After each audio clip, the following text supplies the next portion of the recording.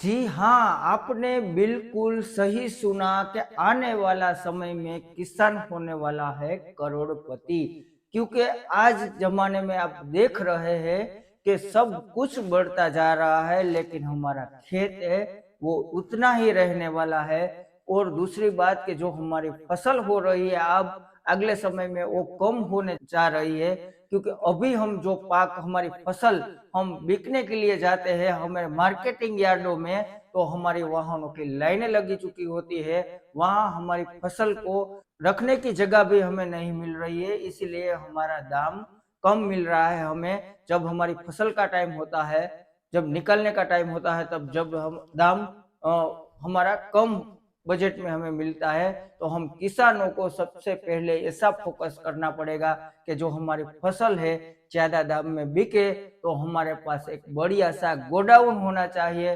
Godown तब होगा जब हमारे पास पैसे होंगे, लेकिन हम किसानों को साइड बिजनेस करना जरूरी रहता है। आज के किसान साइड बिजनेस कर सकते हैं। जिसके पास 5 या 10 एकड़ जमीन है, वो किसान और पशुपालन साथ में कर सकते हैं। पशुपालन आज के लोग बहुत अजीब समझ रहे हैं कि भाई पशुपालन ये कोई बिजनेस नहीं है, लेकिन पशुपालन एक बहुत ही बड़ा बिजनेस होने वाला है। क्योंकि पशुपालन में हम गाय की रक्षा, गाय की सेवा, गायों का तबेला करते हैं, भैंसों रखते हैं, तो उसका जो गोबर है वो हमारे खेत में बहुत ही फायदेमंद होने वाला है। प्रकृति पे इतनी ग्लोबल वार्मिंग है, तो हमारी फसल कम हो रही है, तो ये गोबर के बिना हमारी फसल हो ही नहीं पाएगी आज से 5-10 साल बाद। तो सबसे पहले अहम बात तो ये है कि आने वाले समय में डॉक्टर वगैरह बोलेगा कि गाय का दूध पियो, लेकिन हमारे पास गाय नहीं है, तो हम किसका दूध पिएंगे? सबसे शुद्ध होगा वो होगा दूध। तो दूध ही हमें नहीं मिलेंगे तो हम करेंगे क्या? हमारे पास सब कुछ होगा, पैसे होंगे, सब कुछ होगा, लेकिन हमारे पास अच्छा दूध नहीं होगा, तो हमारा स्वास्थ्य कैसे अच्छा रहेगा? इसीलिए आज जो गाय की कीमत है, गाय की तो कीमत ही नहीं है, अनमोल है, लेकिन हमें आपको दिखाने या बताने या समझाने के लिए मैं इसकी कीमत कर रहा हूँ। तो आज की गाय की कीमत 50 से लाख रुपए हो चुकी है, 1.5 लाख 2 लाख तक अभी कीमत है जो गिर गाय है। आने वाले 5-10 साल में मेरा ऐसा मानना है कि गाय की कीमत 5 से 10 लाख या 15 लाख हो जाएगी। जो पैसे वाले हैं उसको बोलेंगे कि डॉक्टर का बोलेंगे कि भाई आपका ये बीमारी का इलाज गाय का दूध पियो, उसके पास पैसे तो है, लेकिन गाय तो खरीदना, तो वो लोग गाय खरीद लेंगे, हम रहेंगे ऐसे। आज किसानों को ये ध्यान में रखनी चाहिए कि हम हमारे पास मान लो कि 4 एकड़ ही जमीन खेत है, तो 1 एकड़ में हम गाय के लिए चारा बो देते हैं, और 3 एकड़ में हम कुछ भी बो देंगे, और हमारी जो 3 एकड़ की फसल है उसका दाम हमें सही से मिलेगा तब कब? कि हमारे जो 1 एकड़ में हम गायों का या भैंसों का परवरिश कर रही है, उसमें जो पैसे कमा रहे हैं, वो हम घर का गुजरान चला पाएंगे, खेत का खर्चा निकाल पाएंगे, तो उसमें से हमारा ये भरपाई हो जाएगी। जो हमारी फसल रहेगी वो हम जब चाहे तब बिकने के लिए जाएंगे, तो हमारा जब दाम बढ़ेगा फसल का, तब हम उसको बिकने के लिए ले जाएंगे यार्ड में। अगर दाम नहीं है फिर भी हमें जाना पड़ रहा है, क्योंकि हमारे पास पैसे नहीं होते किसानों के लिए, समय समय सही समय पे हमारे पास पैसे नहीं है। तो साइड बिजनेस हमारा होगा तो हमारे पास कुछ पैसे होंगे, पैसे होंगे तो हमारे ये फसल का अच्छा दाम रहेगा। और दूसरी बात, किसानों को सबके पास ट्रैक्टर होना जरूरी है। आज ट्रैक्टर है जो हमारे खेत में चला के हम उसका भाड़ा भी कर सकते हैं, जो भी जरूरियत हमारे एम्प्लॉयमेंट की है वो हम खरीद सकते हैं। क्योंकि जो भी जरूरी एम्प्लॉयमेंट है वो हम हमारे खेत में हमें दूसरों का जो भाड़ा चुकाना पड़ता है वो नहीं चुकाना पड़ता, और उसकी जगह हमें भाड़ा आता रहता है। तो साइड में ये भी हमारा काम हो जाएगा। खेत एक ऐसी चीज है जो नौकरी की तरह नहीं है कि इतने घंटे इसमें जाना ही पड़ता है। आप समय निकाल के पशुपालन का काम कर सकते हैं, समय निकाल के आप ट्रैक्टर किसी का चला सकते हैं, तो आप ये साइड में कर सकते हैं।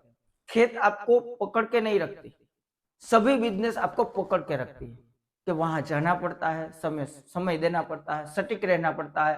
तो फसल में हमें ऐसी कोई सटीक रहना नहीं पड़ता, हम जब चाहे तब हम समय निकाल के और ट्रैक्टर चला सकते हैं, पशुपालन का काम भी कर सकते हैं। और पशुपालन उसमें गाय बहुत ही बढ़िया होने वाला है। गाय का सब कुछ बिकेगा, और जिसके पास गाय होगी वो बहुत आगे निकलेंगे। जिसके पास खेत है वो भाग्यशाली हो गए। जो लोग बहुत ही बड़े हैं, वो जिसके पास गाय नहीं है, खेत नहीं है, उसकी कोई कीमत नहीं रहेगी। आज हमारा स्वास्थ्य इतना खराब हो जा रहा है, बिगड़ता जा रहा है दिन से दिन।